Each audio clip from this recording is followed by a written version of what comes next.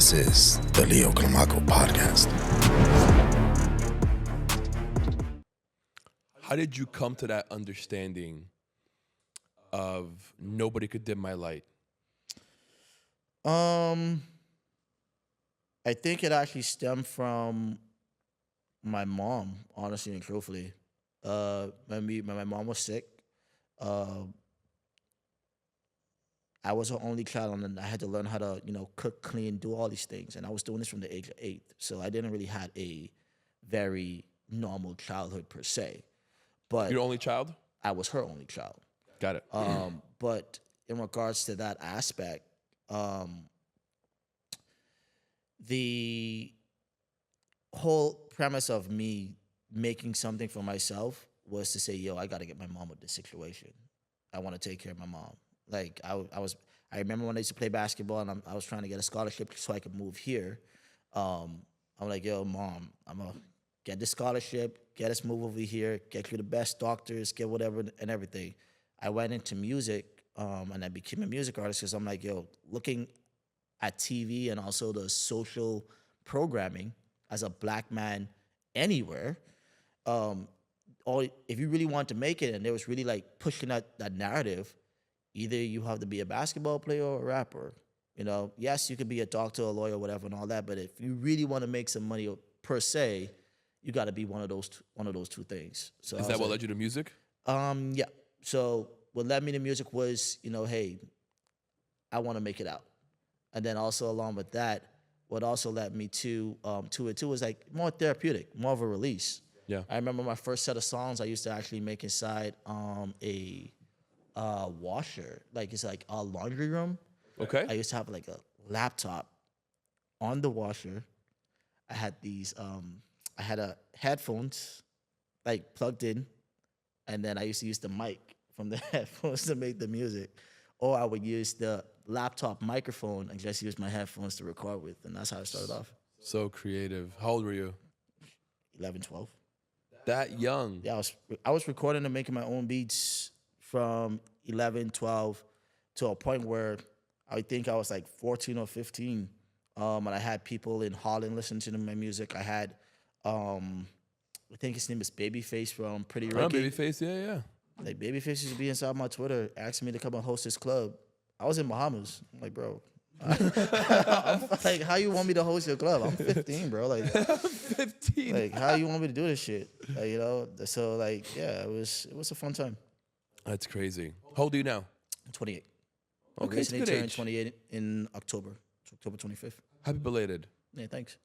28 is a good age. I feel like 28 to 30 is when you really become an adult and a man. Yeah, I think that's the time where you really got to be more serious in life. I agree. Anybody who's like from 18 up to 27, Yeah. I want like who's ever watching this, if this blow up into 1 million viewers in 2 years or whatever, if you're 18 to the age of 27, that's your time to really experiment life. That's your time to feel forward and smile about it.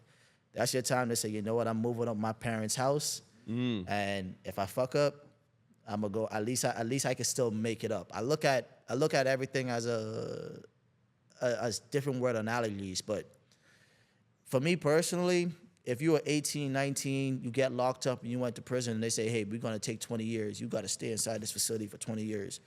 You coming back out 38. You could still make something for yourself from 38. Yeah. Like, and still enjoy life. For sure. The average lifespan is like between 70 to 80 years. So it's like you could still make something for yourself. It's not impossible. Yeah, but not like, now if you 38, you get 20 years in jail now, like, yo, You're fucked. You fucked, Yeah. So it's like, think about it from that perspective, guys. Like, I see social media really, plays this role of you have to get successful fast. I think it's not to the point where people are not enjoying the process and the journey and also enjoying the process of failing. It's like, if they fail, oh my God, what am I gonna do? X, Y, and Z, etc. Right. I never had a lot of money growing up. All I had was time. My time was my most best asset at the point of time. So it's like, bro, I don't mind sacrificing this. I don't mind wasting my years on this or doing this because, like, bro, if I could be able to get what I want by 27, 26, 30, 32, what's the rush about it? I can still live. Right. everyone's focused on an end goal, right? Not understanding there is no end goal. It's all a journey. The whole thing is a journey. Enjoy it. Yeah, it's like, I think that end goal is so like pictured inside their head that they're not focusing on what's happening around them. And I think when you look at that and the time goes by, it's like, yo, what do you really have to show for it? What do you really have to, understand about it? Like, some for the people that actually went to college, yeah, some people may have said, oh, I studied my butt off, I worked X, Y, and Z, et cetera, and all that. They didn't do no partying or whatever and all that. Okay, cool. But you could go ahead and try and do partying at 35, 40, party all night. I'm telling you right now, your recovery is not going to be as it was when you was 19, 20, 21, 22. No way. So it's like, hey, at least you could say, when you were young, you lived. Because at the end of the day, when you die, you're not taking anything with you. Nothing goes. You're not running with anything with you. And I feel as if the overall goal that people should actually understand is, what is the impact that I'm leaving on this world when I leave? Because I'm not taking anything else. Like, it's only me going. So that's how they have to look at it. How did your career in trading come to be? So that's a good question. I think I always was interested in trying to make some money. That was my whole entire thing. I had to figure out how to make money. And at one point in time, I was like, you know what? I'm going to go ahead and learn how to trade stocks or get into stocks or whatever, because that's all I really knew. I didn't really know. I think it's more than just making money, though, right? It's learning to make money and not trade time for it. Well, honestly, for me personally, at that point in time, I just wanted to make money. The minimum wage inside the Bahamas was, around that time, was like around $5 an hour. Wow. $5 to $5.25 an hour. So like when people were, like for me, I think it really changed my life in entrepreneurship. Two most impactful moments for me was my first job. I was actually a grocery packer. So Okay. when I was like around 12, I was packing groceries. And making beats. Yeah. But I was packing groceries at our local grocery store. I can see you there like, boom, boom, boom, boom. But I was at the local grocery store packing groceries there. I was probably one of the most youngest ones. And my first day, I made $55. And I went to my mom, all tips. Like, you don't get paid for packing groceries. You get it based, whatever you get from the purchaser, and they give you, you get to keep. You don't get to split it with nobody. So I made $55 that first day or so. I went to my mom with it, and I was like, Mom, this is how much money I made. My mom took it. And she's like, oh, she gotta do what it is. She's like, but at the point in time, I'm like, man, but this is my money, this and that. But I understood it. I understood it fully. But then everything also changed for me when I was 14 or 15. One of my primary school friends, he wanted to open up a clothing line called Ill Society. And his uncle had one of the biggest T-shirts companies in the Bahamas.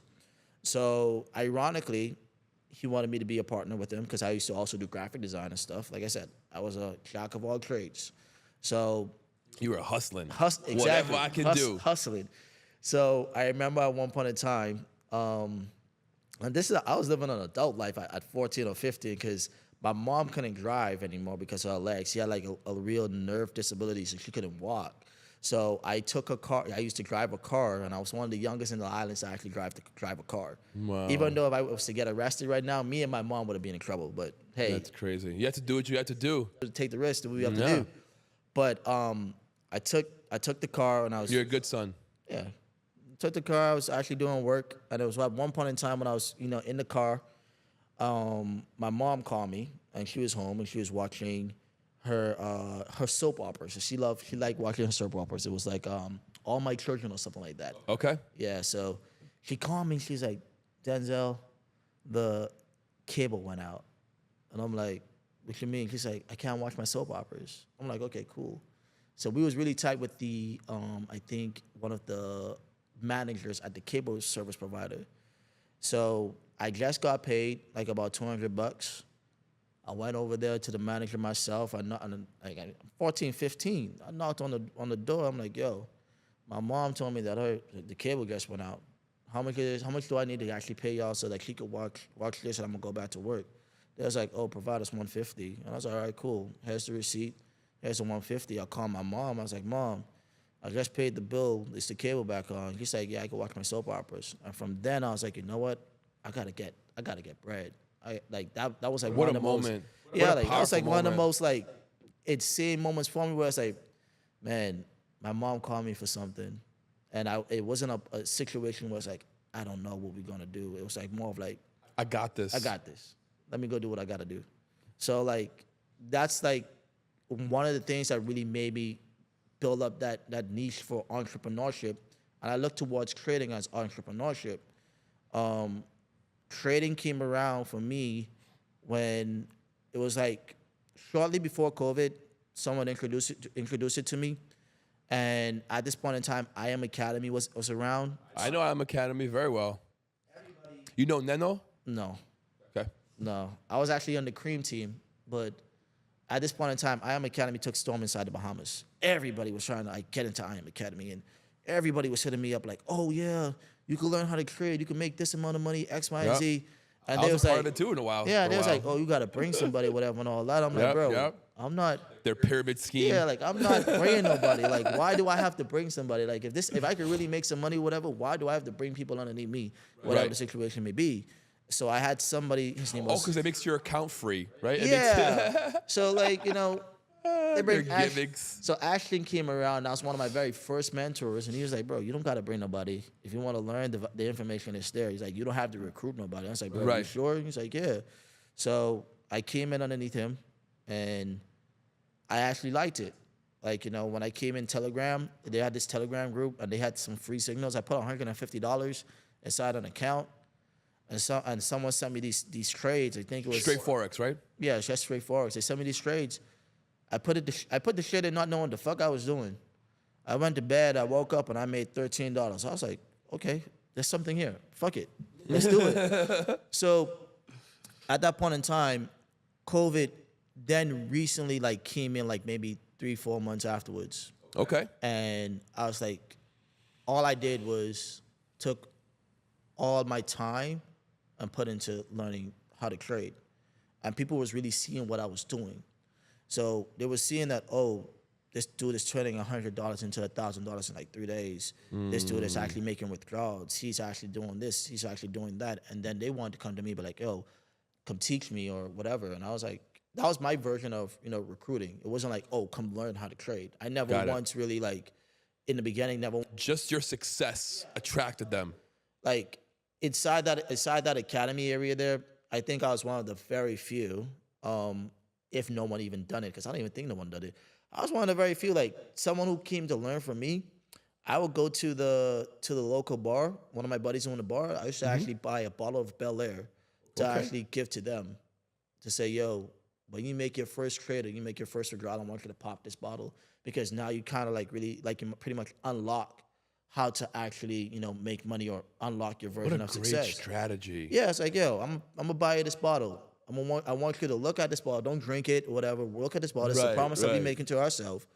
When you start to withdraw your funds, then pop open that bottle, and that's something you celebrate, because now you're able to see that, yo, if I did it this time, I know I can do it again. And I can know how to do it again. And that's how I looked at trading, where it's like I didn't really care about how much money I lost, because I know that I took money out the market too. So if I did it before, I could do it again.